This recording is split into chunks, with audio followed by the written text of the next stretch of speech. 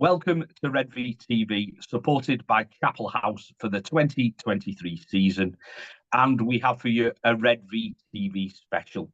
And it's a little bit different. There's no guests from outside our little sphere, but this is to celebrate the 20th birthday of Redvee. David, 20 years ago, on the 25th of March, you decided to get together a website. I think we'll start right at the very beginning. What made you start it? What was the initial thought to think that's something I want to do?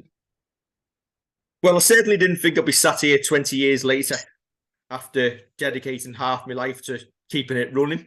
No, I was at Carmel College at the time doing my A-levels. I was doing media studies as one of my courses. So I always had an interest in talking sport, listening to sport, watching sport. And obviously at the time, late 90s, Saints message boards came along. And for those old enough, that was really the first foray into the internet for many Saints fans. There was many friendships made. And allegiances that probably still carry on for many until this day. I think, first of all, I'd had a Denver Broncos forum set up, hence the Bronco nickname that some people may know me by who've been around long enough.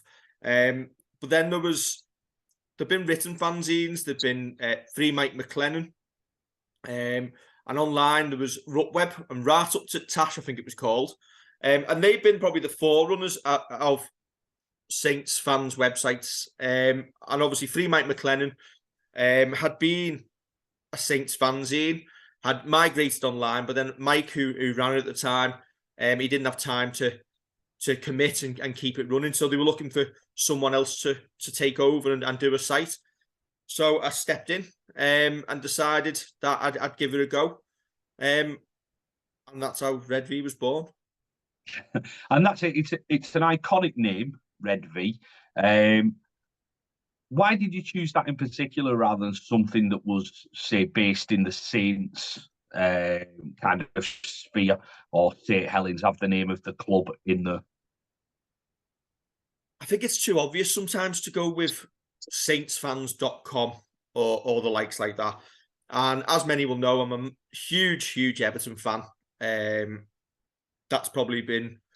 That's my lifelong love. Started watching from an early age. And I didn't really get into rugby league until high school, when I was old enough to start going with friends alone, get the bus to Knowsley Road, go and watch the game. And at the time, there was an Everton site, Blue Kipper. And so when I'm looking for a name for the site, Blue Kipper, Redvee. If you're in rugby league and you hear the words Redvee, you know it's iconic St. Helens. So by calling it Redvee, it's separate from the club. You know it's not an official site, but you can automatically just link it straight in, and it's so easy to remember. Redvee.net, simple. Correct. What was the aim for the site in the early days? Was it just to bring people together? What were you thought when you first put it all together? Was there actually an aim? Was it just to have that online presence with as you say, something new, the foray into the internet for quite a few people, or the first foray in? Sorry, what was your thought process? I think at the time we were all still on dial-up. Yeah, you couldn't have a phone call at the same time as being on the forums. When it initially set up, I think it was part of a network called rivals.com. And very soon after starting and taking over the site, Rivals decided that they weren't going in that direction anymore, and they weren't having sports sites. So rlfans.com was set up.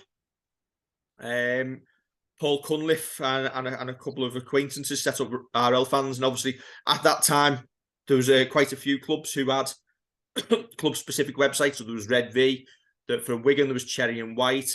Andrew Foster from Bradford had Red, Amber and Black, and it was a good little network. And there the message board and forums, which were massively successful off the back of that.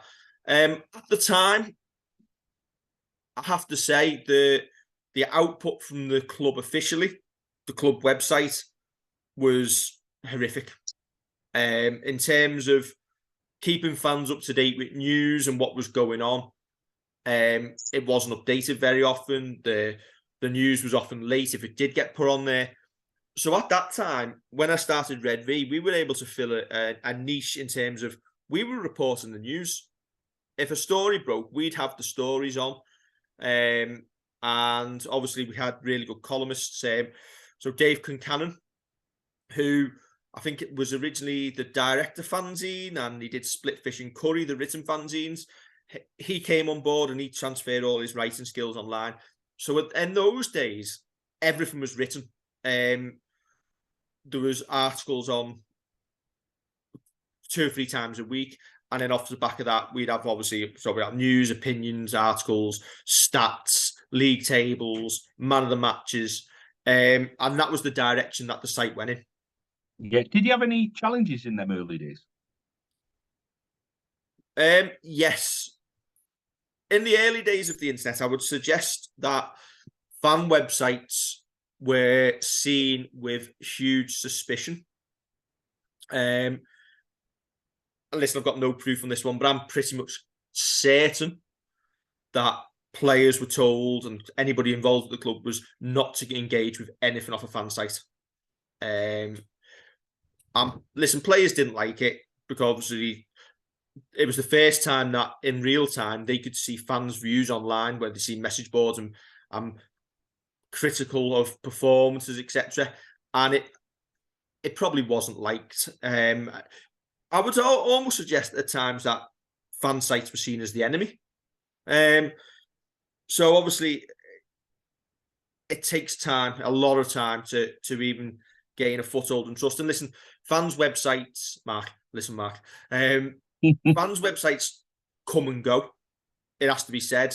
I think in doing this for 20 years, we've seen numerous sites pop up across clubs, and a lot of the time they might last a couple of years, they might last a few months, and then they disappear again. And I think it was important that we're doing Redvee that we didn't become one of them. What prompted the move away from breaking news?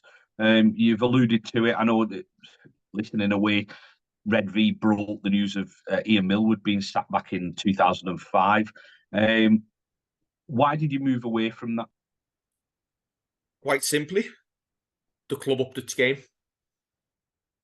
The club got new media managers and they started doing things properly, and the news was getting posted there. So again, you have to reinvent yourself. There's no point us posting news of news. If they're doing it, that's their job. So what did we become then?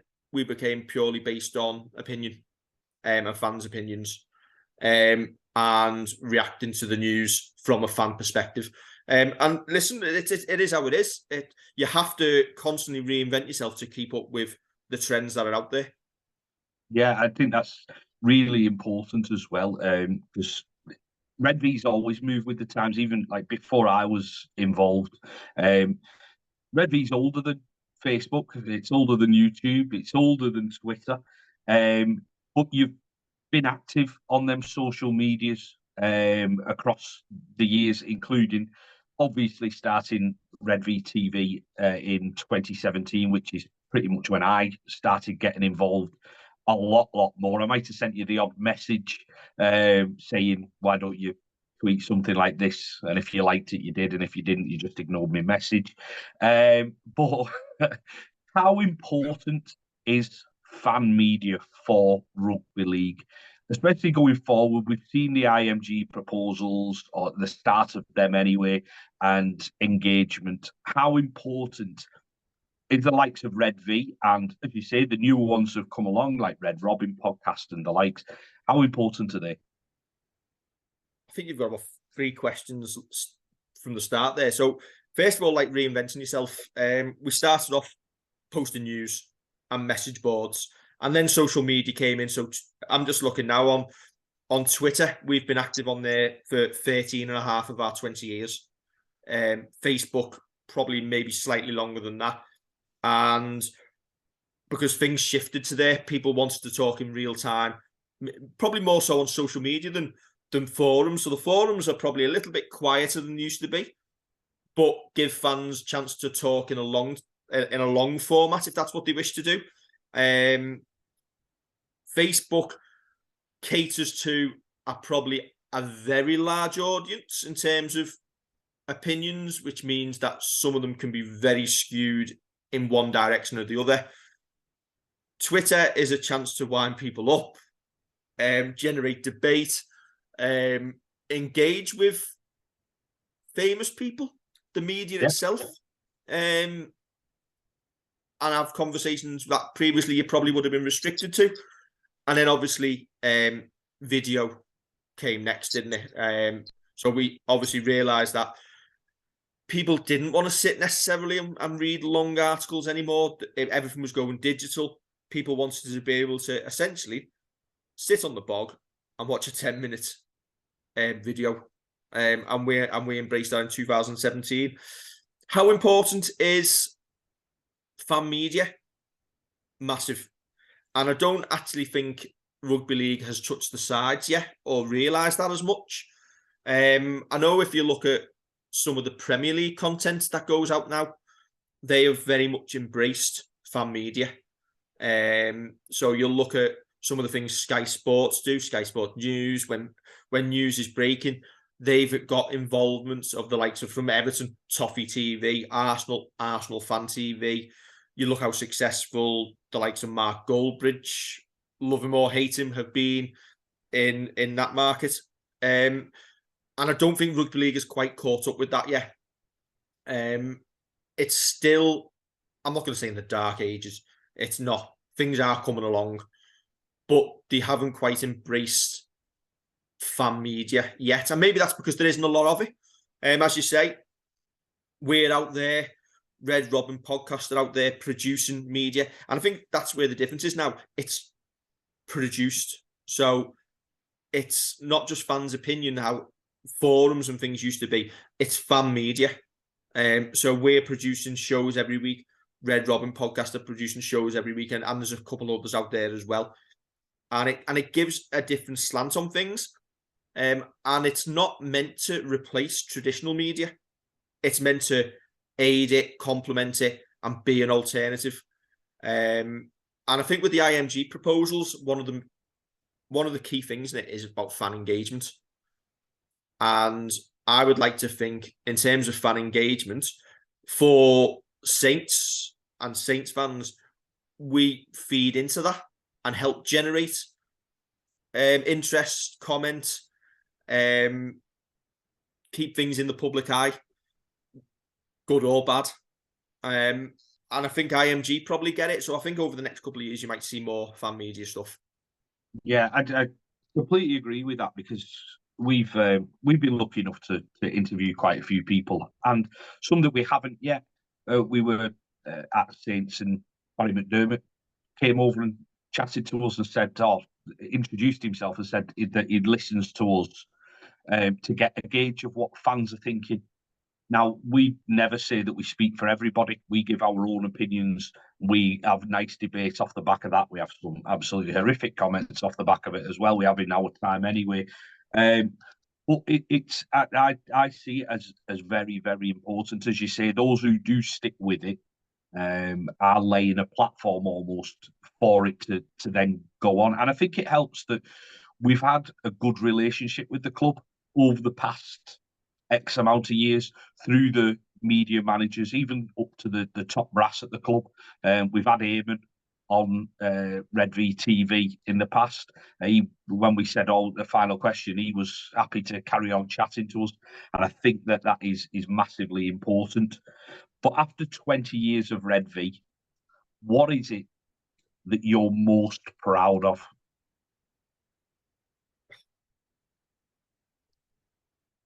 In terms of the website, giving people a voice and giving that platform that allow people to go and share opinion and views. And listen, I don't agree with all of it. People most certainly don't agree with everything that I say, that you say, but we'll always provide that platform, whether it's on social media, on the website, to agree or disagree, and create that debate. I do have to say thank you to the local businesses over the years who have supported Redvee, because it doesn't come free in terms of cost.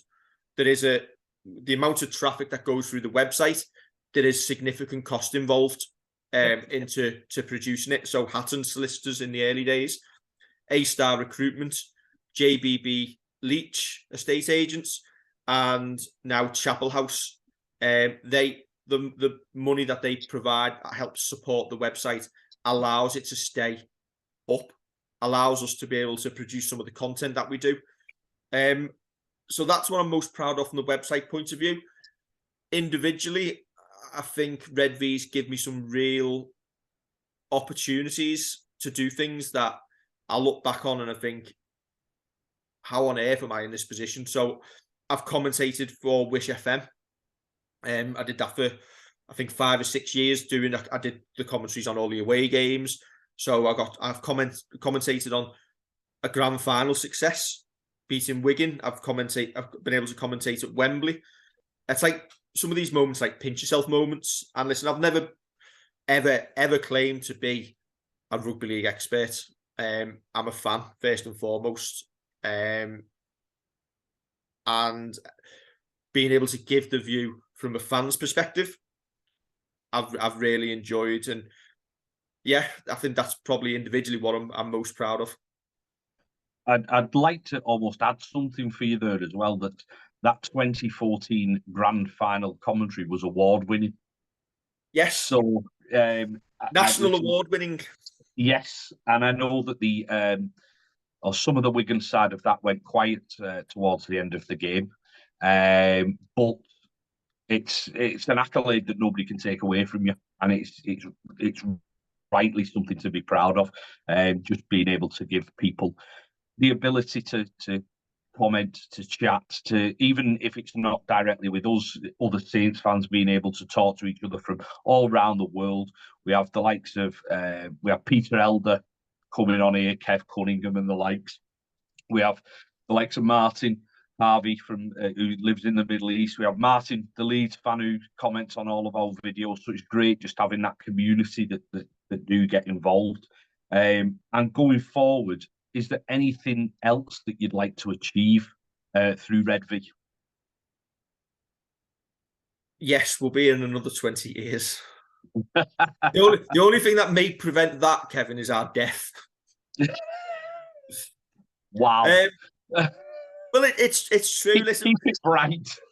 I think a couple of years ago we were talking that if we ever achieved 1 million views on our YouTube videos, that we'd probably give up, and that'd be us done. And it looks like we could potentially achieve that either towards the end of this year or most definitely next season. We're up to what I think this is just under 500 videos we've done in 6 years of Redvee TV. What will I like to see moving forward? Listen, it's another 20 years. I suspect things might have moved on from video content. You might be seeing me and Kevin's holograms in your living room. Can I have more her? That's to be, for my gut, it's going to have to be a big projector, whatever happens. But yeah, it's seeing how things move on. And as you say, Kev, like the community that has been built, we've made loads of friends through doing this. And one thing I'm actually quite proud of, and I'll never ever get used to, is people who watch our videos, who obviously watch week in, week out, and feel like they know us because of it. And we'll just come and randomly have a chat with you. Yeah. Because obviously we put the videos out. You don't always see or hear comments on the videos itself, but it's known that there's people out there enjoying it. And listen, it's a hobby for us. We enjoy doing it. We enjoy giving our opinions. I enjoy doing the wind-up side of things sometimes. Just because I've got nothing better to do and it's entertaining. And do you know what? Fans who get on their backs as well from other clubs, they think they're having a go, but I find it really amusing. I enjoy it. I enjoy people giving us stick because that's what the game's about. It's having that little bit of fun and games. So I'm all for it. And I think what people need, well, maybe don't always realise is that we see and read everything that comes our way. Yeah, and that's it. I think we don't necessarily have time to get involved in every single conversation, but you're right. We see everything that comes in. We appreciate most of the comments, I'd say. Even those that disagree with us, as long as you do it in the proper way, quite happy with that. I think the only ones we didn't really appreciate were the ones that said they were going to stab us. Yes, that's true. That is very true. They're the ones that I was alluded to earlier as well. Right, I'm going to just end this how we tend to end all of our interviews with some quick fire questions. Now, I did let you see the questions I was going to put to you just so you could have a little think, but you've not seen these. So, first one, what's the best moment you've had in rugby while running Redvee?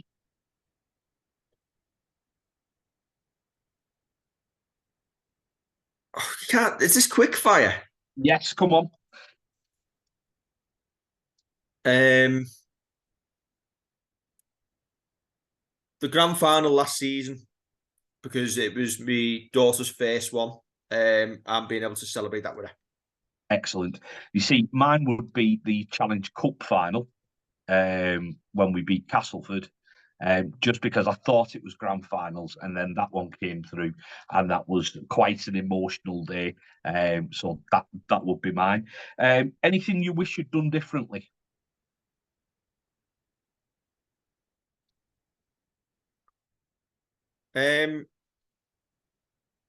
No. Fair enough. Most frustrating thing about doing Redvee? The game not recognising fan media as in the format that it should.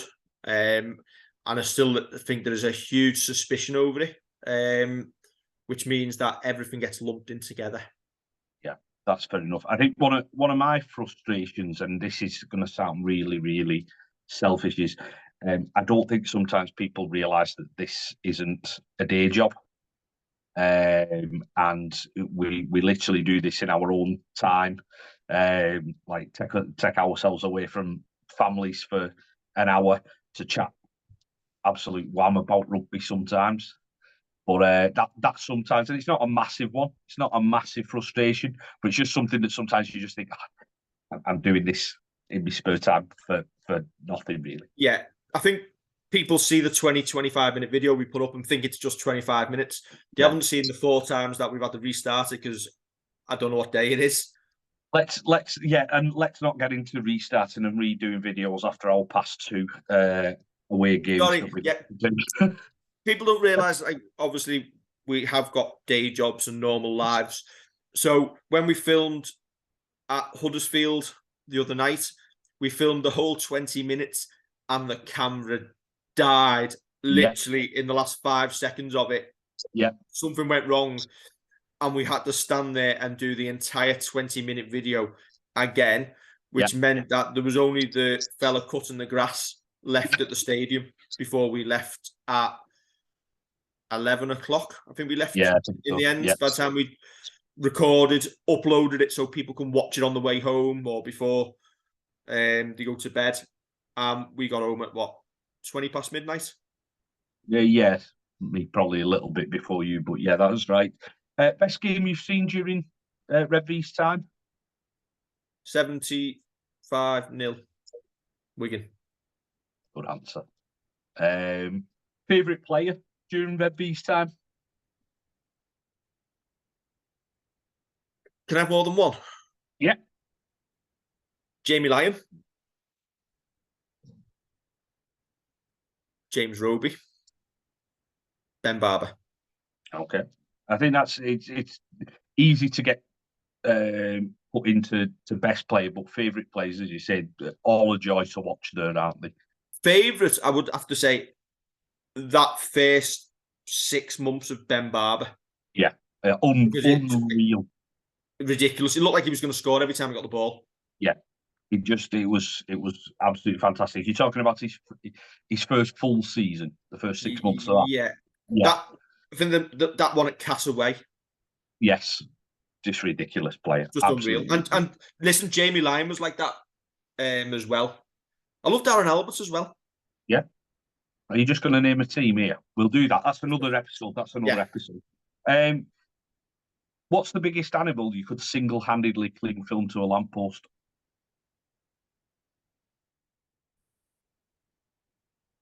Cat. I'd go shoebill. Just Google it. It looks menacing, but I reckon I could do it. A shoebill. Yeah, and then finally, A cat's a really rubbish answer, isn't it? Well, I think a cat might out foxes, to be honest. A fox would be bigger. We'll come back to that one in the future. Okay. Do you not reckon you could cling film your own dog to a lamppost? Anyway, we're gonna have the RSPCA on us here if we carry on. Zoom. And then finally, back to rugby. Who's the best guest we've had on Redvee TV? Probably Mal Meninga. We should have just quit after we did Mal Meninga. Do you know what? I've really enjoyed the chats with everyone we've had for Redvee because we do it differently. I'd like to think, again, when we say we're different than traditional media, we talk to them like fans rather than stuffy corporate interview. And that's how it should be. And I like to think we do it differently, and it makes it more watchable. But yeah, probably Mal Meninga. That was just like the pinnacle, wasn't it? I think in terms of rugby league. Yeah, I think you're right. But one of my favourite ones. You had a good cameraman for that one. Yeah, did have an excellent cameraman and didn't get interrupted.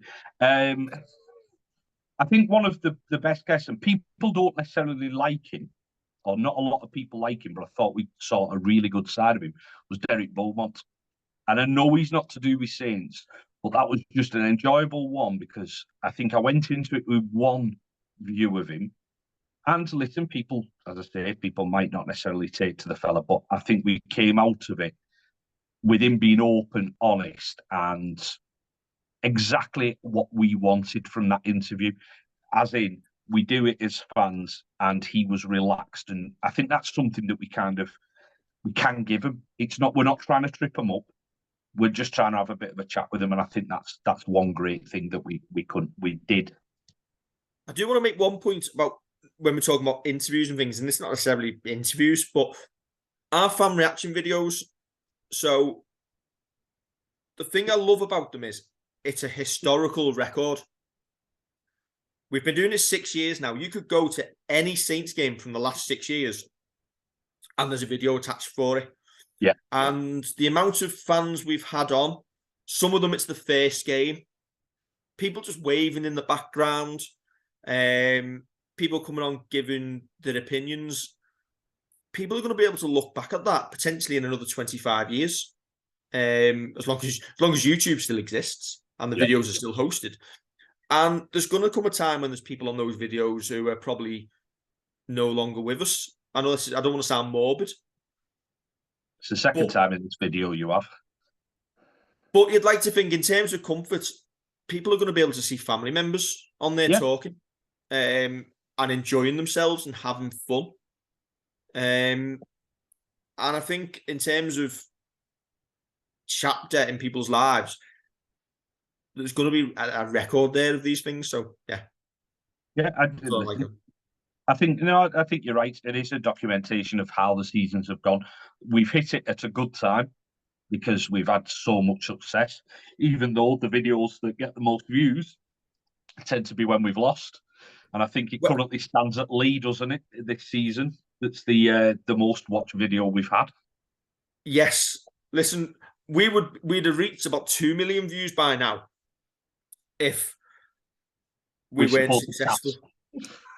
If this was Trin TV, we'd have probably been able to just do this as a full-time job.